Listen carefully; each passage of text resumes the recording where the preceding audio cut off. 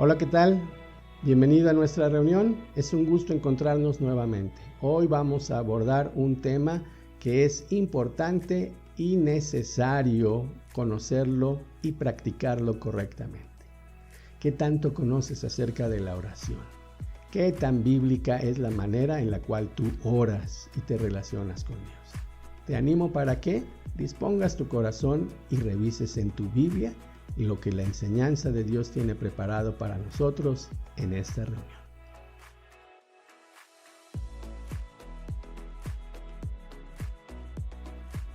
Mateo capítulo 6, verso 5, dice la palabra de Dios: cuando ores, no seas como los hipócritas, porque ellos aman el orar en pie en las sinagogas, en las esquinas de las calles, porque quieren ser vistos de los hombres.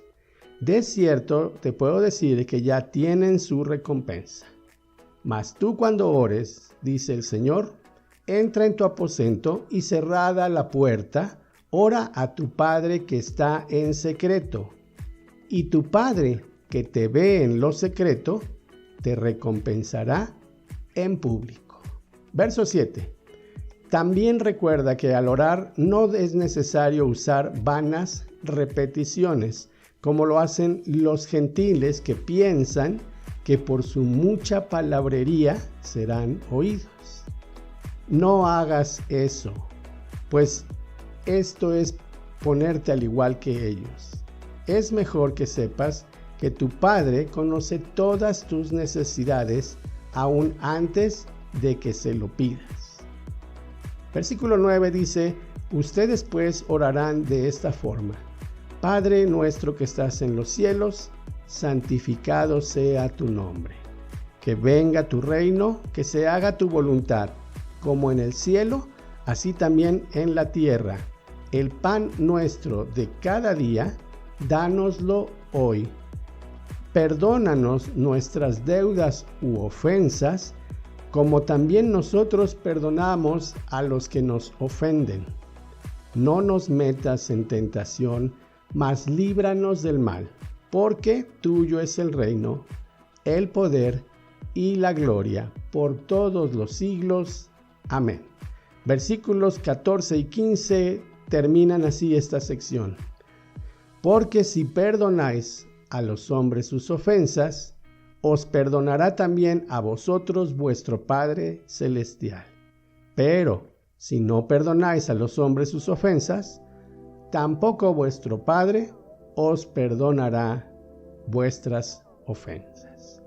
Para efectos prácticos de nuestra charla de este día, vamos a dividir este tema en dos partes. Los versículos 5 al 8 los podemos llamar los aspectos generales de la oración. Y de los versos 9 al 13 encontramos básicamente la oración modelo que Jesús les enseñó a sus discípulos. Los últimos dos versículos son un refuerzo de la idea final de esta sección. Antes de atacar directamente cada punto y expresión de lo que él mencionó, para mí es importante recordarte lo que el Sermón del Monte tiene como propósito desde la perspectiva de Dios. El reino de los cielos no es algo distante y lejano, sino que ha sido acercado a esta tierra en la persona del Señor Jesús. Uno de sus puntos más importantes era que la gente entendiera la cultura del reino, el mensaje del reino y, lo más importante, ubicarse como ciudadanos de ese reino.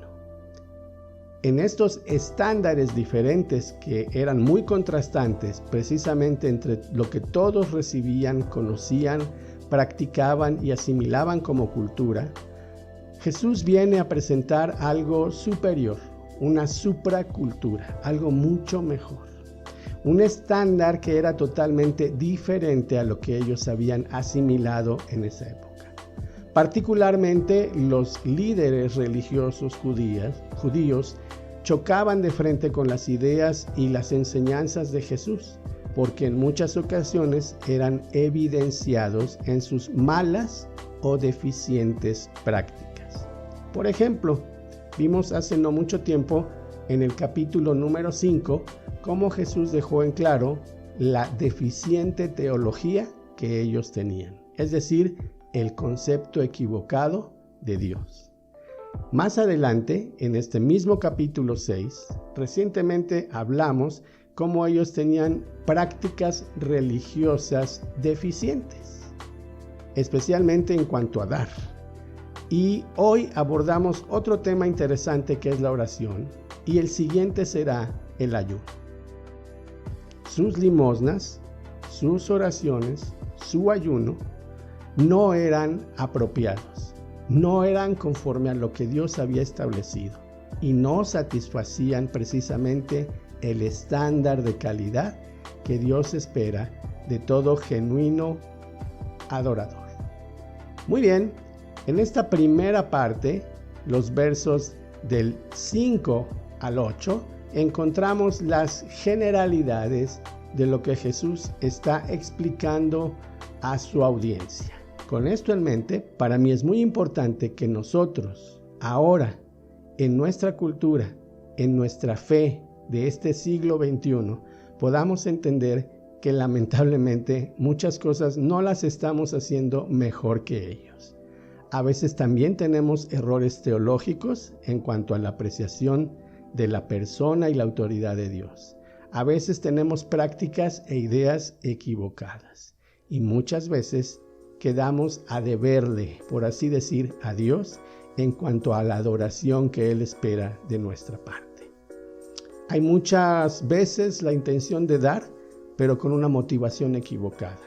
A veces la gloria personal, como Jesús se los dijo, el ser vistos, es uno de los puntos que en muchas personas sí es una realidad. Se puede ayunar y se puede orar mucho, pero de una manera equivocada. El ayuno no es un aspecto dietético y la oración no es un proceso de peticiones para que Dios haga lo que le estamos ordenando prácticamente. Es por eso que debemos ubicar muy bien lo que Jesús empieza diciéndoles en el versículo número 5. No sean como los hipócritas, es decir, no aparenten las cosas. El tema es la oración y Él está denunciando que muchas personas no estaban buscando una comunicación con Dios, sino ser vistos por otros, tal vez ser alabados por su religiosidad, por su piedad. Pero las mismas palabras de Jesús son aplicables para ellos y para nosotros hoy en día. Si la actitud es equivocada y la motivación es equivocada, ya tenemos de antemano nuestra propia recompensa. Nada. Dios busca genuinos adoradores en espíritu y en verdad. En el verso número 6 de Mateo 6, Jesús les está aclarando. Este es un asunto personal entre tu Padre que está en los cielos y tú. Así es que, cada vez que quieras orar, hazlo en privado. Entra en tu habitación, cierra la puerta. Ora a tu Padre que está en el secreto de esa habitación. Tu Padre sabe lo que necesitas y Él te recompensará en público. Así como cuando Él habló acerca de las motivaciones para dar que pueden ser equivocadas, ser vistos, porque debemos hacerlo, porque otros lo hacen, porque si no Dios no me bendice. Muchas personas piensan que orar es algo poderosísimo. Muchos creen que es una arma poderosa y de hecho sí lo es. Muchos tienen o quieren tener sus cuartos de guerra. Todo eso está perfecto y es fabuloso. Pero a veces la oración no es todavía bien entendida en su concepto bíblico. Por ejemplo, Jesús denuncia algo muy interesante. Verso 7. Al orar, no uses vanas repeticiones. No te llenes de palabras pensando que al decir mucho, Dios te va a oír más. Eso es algo muy interesante y era bastante revolucionario para su época. La gente de esa como de esta época no estaba muy acostumbrada a orar. Y cuando lo hacían, no tenían muchas palabras a veces que expresar. pero ellos tomaban como referencia a los líderes religiosos e imitaban tanto lo que decían como lo que hacían. Jesús les dice, tengan cuidado. Hoy en día yo puedo ver que muchas personas que caminan o quieren caminar mejor en la fe, toman referencias que no son necesariamente bíblicas. Repiten, declaran, decretan, cancelan, rechazan y dicen otras tantas cosas que no tienen ningún fundamento bíblico. A veces nos llenamos de muletillas. ¿Entiendes el concepto? Frases que repetimos dentro de nuestras oraciones una y otra vez. A veces censuramos a aquellos que rezan porque están solamente repitiendo una oración que ya se dijo en el pasado. Pero muchas veces nuestras oraciones son bastante repetitivas. Decimos en esencia prácticamente lo mismo. Lo que Jesús estaba tratando de expresar a su audiencia es que podamos ver a Dios como Padre en primer lugar. Y en segundo lugar, que nos dirijamos a Él con el respeto, claro, pero con la confianza debida. No es necesario darle grandes explicaciones a Dios. Él conoce todo lo que nosotros le vamos a expresar. Recientemente en un devocional que se presenta regularmente, vi una imagen que dice algo así como: orar con fe no significa que todo lo que pidamos acontecerá. Significa que Dios más bien nos va a escuchar y nos va a ayudar de acuerdo a su propósito y su soberana voluntad. Eso sí es el punto. Y eso es lo que todos debemos entender. La oración no es solamente una serie de peticiones.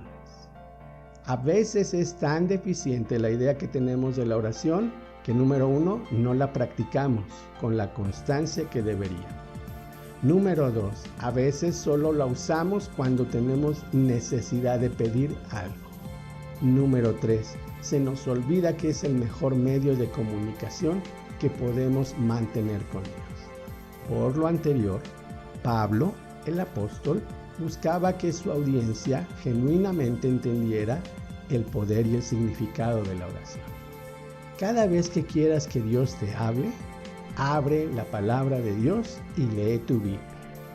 Cada vez que tú quieras hablarle a Dios, ora. En lo secreto, ora en tu espíritu, ora en tu mente, pero no dejes de orar. Pablo lo dijo de esta manera: oren sin cesar siempre. No estaba diciendo que dejáramos de trabajar, dejáramos de comer, dejáramos de tener responsabilidades solo para dedicarnos a la oración. Más bien se estaba refiriendo a no desaprovechar todos los momentos en los que podemos orar y platicar con Dios. Muchas veces no vemos la necesidad de orar por un problema que se nos presenta hasta que éste ha escalado a grados verdaderamente insostenibles o poco manejables. Una vez que el Señor Jesús ha dejado clara en su audiencia cuáles son las causas por las cuales la oración es deficiente, entendida de una manera equivocada y practicada de una manera equivocada, el siguiente punto en lógica para él era presentarles un modelo a seguir. A partir del versículo número 9 encontramos lo que muchos conocen como la oración modelo, el Padre Nuestro. Antes de entrar a desmenuzar todos sus componentes, es importante entender que el propósito de esta guía, este modelo que él presentó, no era repetirla todo el tiempo. La idea no era esa. No les dijo repitan esto. Simple y sencillamente les dijo aprendan a orar así. Y este es el modelo de equilibrio, de balance y de contenido. Es muy importante porque muchas personas realmente no practican la oración, es decir, hablar con Dios, pero sí vuelven todo un simple rezo, una oración que ya se dijo en el pasado. Verso 9 dice entonces el Señor Jesús: vosotros pues oraréis de esta manera: Padre nuestro que estás en los cielos, santificado sea tu nombre. Venga tu reino y que se haga tu voluntad, como en el cielo, así también en la tierra. Verso 11. El pan nuestro de cada día, dánoslo hoy. En estos 3 versículos encontramos puntos reveladores que al repetirlos solamente o al solo conocerlos superficialmente, perdemos mucho de la esencia y el propósito de esta instrucción. En primer lugar, Jesús les está recordando que cada vez que hablen con Dios, ellos pueden y deben aprender a verlo como su Padre. Es muy diferente una relación cercana de padre a hijo, hijo a padre, que una relación distante o fría entre una criatura y su creador, entre un insignificante mortal y el ser todopoderoso del universo. Jesús quería que su audiencia entendiera perfectamente esa parte y les dijo algo muy importante. Su Padre está en los cielos, por encima de ustedes. No somos iguales, pero Él no está remarcando las diferencias, simple y sencillamente ubicando hacia quién se están dirigiendo. Cuando nosotros no tenemos a veces idea de con quién hablamos, podemos llegar hasta faltar al respeto, decir cosas que hubiera sido mejor no expresarlas de esa manera. Jesús quería entonces que su audiencia aprendiera a hablar y relacionarse con el Padre Celestial, que esperaba precisamente una relación cercana con sus hijos. Por eso, el versículo 10 hace el primer énfasis o la prioridad por sobre todas otras cosas. Que su reino venga y que su voluntad sea hecha aquí en la tierra como también es en el cielo. Ese es un punto muy revelador.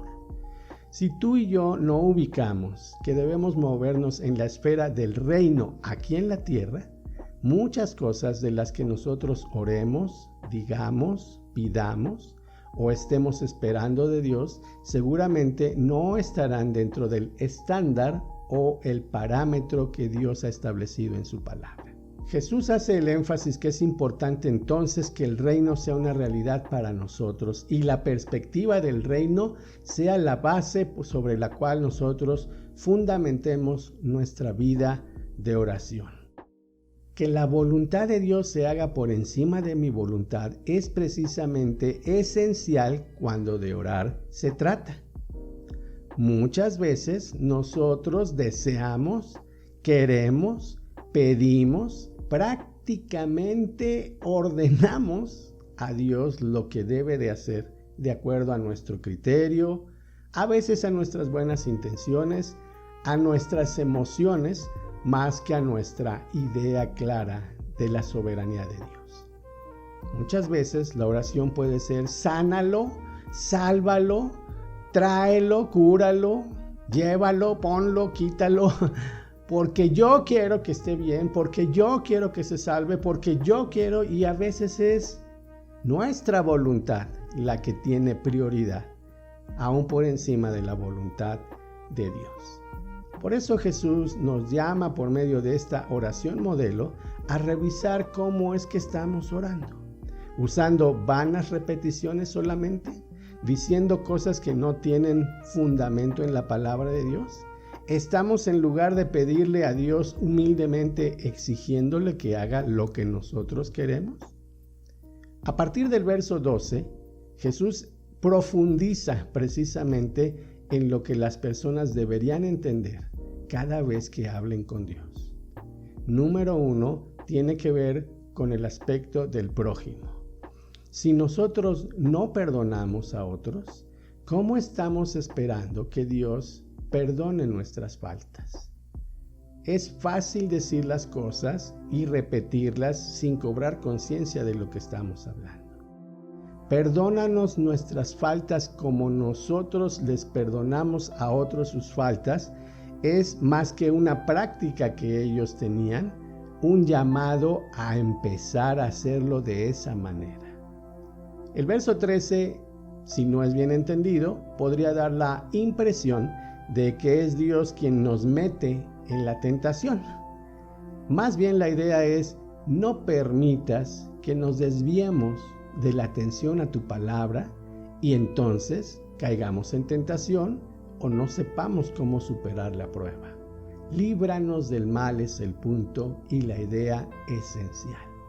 Dios no puede ser tentado y Él no está tentando a otras personas. Muchas veces Él permite que ciertas circunstancias y situaciones no favorables nos ocurran con un propósito. Jesús deja en claro, Dios es el Rey soberano. De Él es el reino, el poder y la gloria. Lo ha sido, lo es y lo será por todos los siglos. Y así es como termina esta parte particular. Que así sea. Amén. Entonces, Jesús ha dado una idea más amplia de lo que ellos tenían acerca de la oración. Orar es hablar con Dios y no simplemente repetir una oración que ya se dijo en el pasado. No es tan difícil rezar y podemos usar muchas palabras que ya se dijeron, pero que no están comunicando nuestro sentir. Es muy importante también entender que nosotros la oración no la debemos enfocar solamente como el medio para pedirle cosas a Dios. En la oración podemos expresar nuestra gratitud, podemos reconocer la grandeza de Dios, podemos también testificar cómo es que Él interviene soberana y definitivamente en nuestras vidas cotidianamente. La oración es el medio que podemos también usar para interceder por otros antes que por nosotros mismos. La oración equilibrada le da gloria a Dios. Antepone las necesidades de otros a las propias necesidades. Y lo más importante, siempre busca pedir de acuerdo al propósito y la voluntad de Dios. Es por eso que los últimos 2 versículos de esta sección, verso 14 y 15, vuelven a enfatizar la importancia de ser hacedores de la palabra. Si perdonamos a los hombres sus ofensas, también Dios, nuestro Padre, nos perdonará a nosotros. Pero si decidimos retener el perdón y la misericordia a los que son difíciles de trato, Dios hará lo mismo con nosotros. Es muy importante entonces que revisemos, pausada, clara, pero definitivamente, cómo estamos llevando a cabo nuestra vida de oración. ¿Oramos poco? ¿Oramos mucho pero mal? ¿No habíamos entendido el propósito de la oración? Hoy hemos recibido alguna revelación que nos ayude a mejorar nuestra práctica y nuestra vida de oración. Mi oración personal es que Dios haya cumplido ese propósito por medio de esta reunión. Te animo para seguir profundizando en la palabra de Dios. Antes de concluir, quiero leerte una porción de la Escritura que se encuentra en la carta a los Romanos. El capítulo es el número 6 y es precisamente el resumen que Pablo hace de las mismas palabras del Señor Jesús. Capítulo 8 y verso número 26. La palabra de Dios dice: de igual manera, es el Espíritu Santo el que nos ayuda en nuestras deficiencias o debilidades.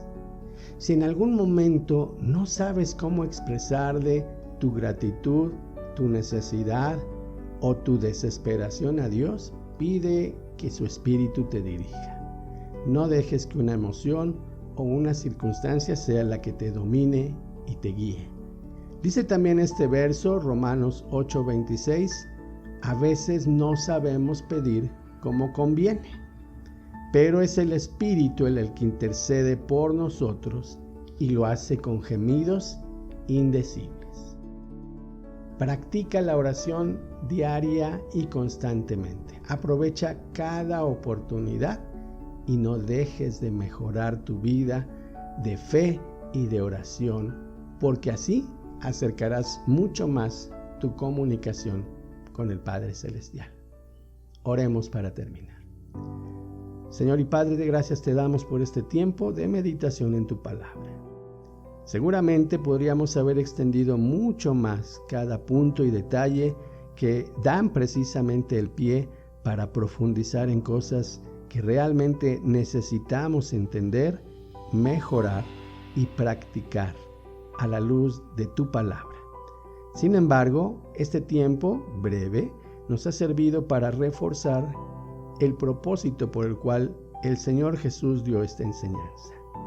Corrijamos lo deficiente y mejoremos las prácticas que hemos aprendido si en algún momento nos damos cuenta de que no están al 100% de acuerdo con el estándar del reino de los cielos que tú has establecido. Gracias te damos por tu palabra en el nombre de Jesús. Amén y amén. Te esperamos en nuestra próxima emisión y por hoy, hasta la próxima.